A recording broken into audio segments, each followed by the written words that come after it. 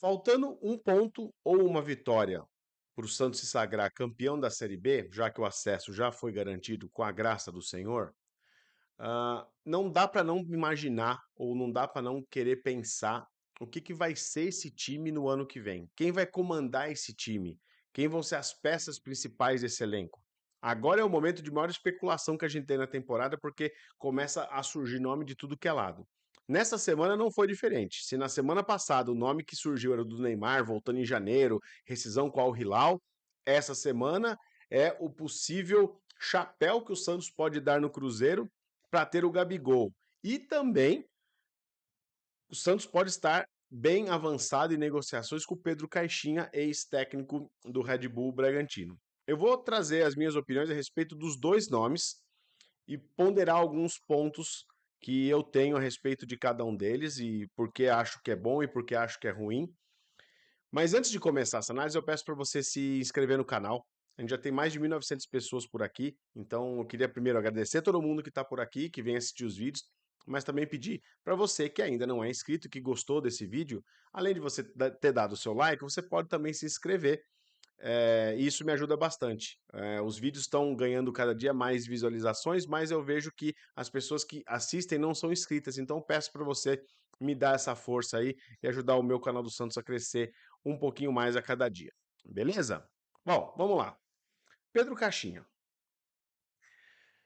Dentre os nomes que o Santos já ventilou, esse nome para mim é o que tem menos grife.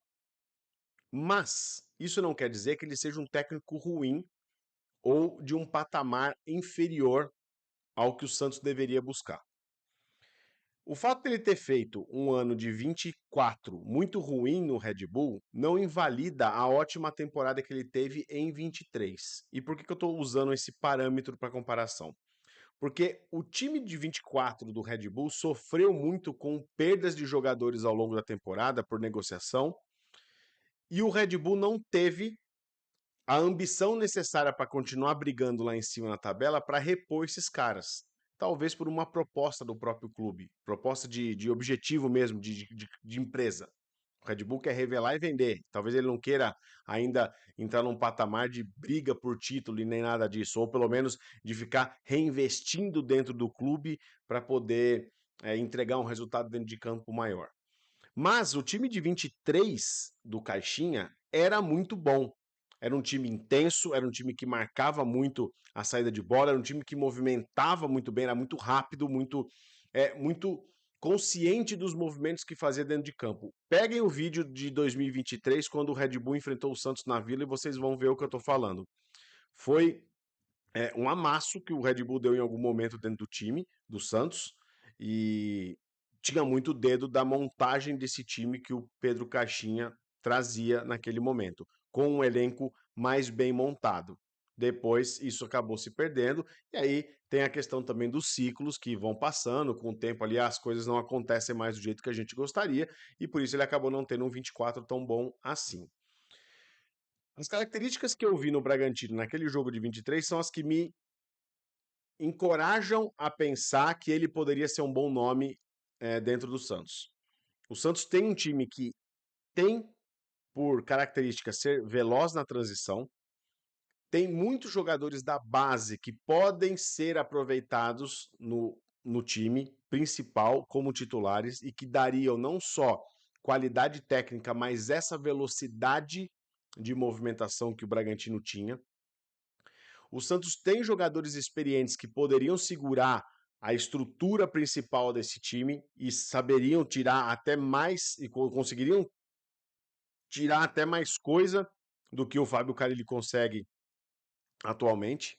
Isso já por si só já coloca um pouco mais de qualidade nesse time.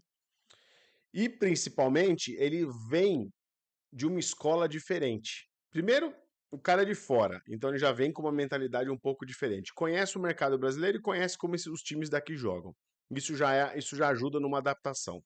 A segunda coisa é que ele, trazendo essa proposta diferente, coloca o Santos também numa posição um pouquinho mais bem estruturada em termos táticos. Né? Eu acho que o Santos teria como aproveitar melhor os jogadores que vão ficar no time no ano que vem E com alguns reforços pontuais, o Santos poderia sim ter uma consistência muito maior e uma leitura de possibilidades dentro da temporada de uma maneira muito mais clara. Então, isso para mim seria um ponto super atrativo que o Pedro Caixinha traria para esse time. Não é um técnico brilhante e com um histórico brilhante. Seria a primeira vez dele num grande clube. Isso pode ser um ponto contra, o cara pode sentir a pressão. Me parece ser um cara muito consciente e consistente do que ele faz. Não me parece ser um cara preso a uma ideia única, como o Carille, por exemplo, é hoje em dia. Então isso me coloca numa condição de acreditar que ele chegando poderia ser um fit interessante. E sempre que eu tento imaginar como pode ser um técnico no Santos, eu tento imaginar como foi o Dorival em 2010. Porque a chegada do Dorival tinha um pouco ali de você tentar um cara meio que fora do eixo, né? Porque vinha do Vasco ele, que tinha feito um bom trabalho, mas você via que tinha algumas qualidades nele que tinha um fit muito legal com o que o Santos queria propor, e principalmente do que o torcedor esperava que o Santos propusesse, melhor dizendo. E o Dorival, claro, pegou uma safra absurdamente qualificada e entregou o que precisava entregar. Eu acho que o Caixinha, numa outra dimensão, poderia fazer o mesmo. Poderia fazer o mesmo porque ele tem uma base que é boa, consistente, que não foi usada, mas que pode ser usada no Paulista para ganhar a rodagem que não ganhou esse ano. Tem jogadores veteranos, como eu já disse, com boa qualidade, e o Santos tem um apetite agora no mercado diferente da época do Dorival e, claro, diferente do ano passado, ou desse ano. Porque o Santos quer nomes de impacto. O Santos, há uma semana, estava falando de trazer o Neymar em janeiro. Talvez agora não aconteça, vai só ser no meio do ano. Talvez também não aconteça no meio do ano. Mas, assim, só de cogitar ter isso como uma realidade já muda muito a mentalidade do que se propõe. E é evidente que eu estou sendo positivo aqui, de imaginar que tudo que está sendo falado é o que está sendo praticado nos bastidores. Claro que pode nada dar certo e ninguém vir. Claro que pode. É até mais plausível acreditar nisso do que em qualquer outra coisa. Mas, se você quiser ser um pouco mais positivo e otimista, você pode ter um grande nome chegando logo em janeiro e esse grande nome já trazer uma visibilidade, um impacto para o Santos e também para o elenco que qualifique a temporada. E aí eu entro no meu segundo ponto, que é a chegada do Gabigol para o Santos faria exatamente isso. As bases que estão sendo negociadas para o Gabigol são bases que o Santos não costuma trabalhar. 2 milhões de salário, 4 anos de contrato, gatilho por meta atingida de gols. Então, assim, o Santos está se armando para fazer uma proposta tão competitiva quanto a do Cruzeiro. Se ele vai conseguir dar o chapéu no Gabriel, vai depender muito mais, dar um chapéu no Cruzeiro, vai depender muito mais do Gabriel do que qualquer outra coisa. Porque o que tem que pesar para ele vir para o Santos é o aspecto sentimental ou uma projeção de que ele vai jogar com o Neymar aqui em algum momento. O Santos não tem argumentos financeiros que por si só garantam o Gabigol voltando. E esse é o meu ponto. O Santos vai fazer um esforço muito grande para ter um jogador que vem de 2 temporadas muito ruins. O Gabigol que o Santos vai contratar tem que ser um cara que está afim de conquistar coisas. E eu pondero isso muito porque o Gabigol é um jogador que gosta de decisão. Faz diferença em decisão. É um dos camisa 9 mais decisivos que a gente tem hoje em dia. Mesmo em uma fase, ele decidiu uma final de Copa do Brasil. Esse tipo de coisa não é qualquer jogador que faz. Mas eu acho que tem que ter um ponto aí que é: o Santos precisa entender que o Gabriel é parte do todo e não o todo. O que eu quero dizer com isso? Se o Santos vai para cima do Gabriel, oferece esse caminhão de dinheiro que vai oferecer nessas bases e fica nisso, o Gabigol não faz diferença nesse time, porque ele sozinho não carrega tanto esse time para frente com Otero, com Guilherme, com Pituca e Schmidt atrás, com Juliano de meia. Não, ele sozinho não tem essa capacidade, ele precisa de um entorno qualificado, não precisa ser um entorno qualificado tão pesado igual ele, mas tem que ser um entorno que consiga fazer tirar o melhor dele dentro de campo.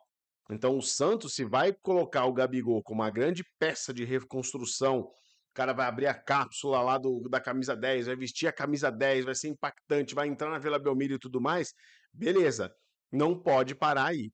Por mais que você tenha elementos da base, por exemplo, que poderiam fazer esse time avançar em termos de qualidade, a base sozinha não consegue dar esse up. O time atual, o elenco atual, mesmo com as limpezas, não consegue dar esse up. E o Gabigol sozinho nunca foi um jogador que puxava a bola do meio de campo e levava até o gol. É um jogador de finalização, um jogador de momento chave de jogo. O momento chave tem que ser criado ao redor dele.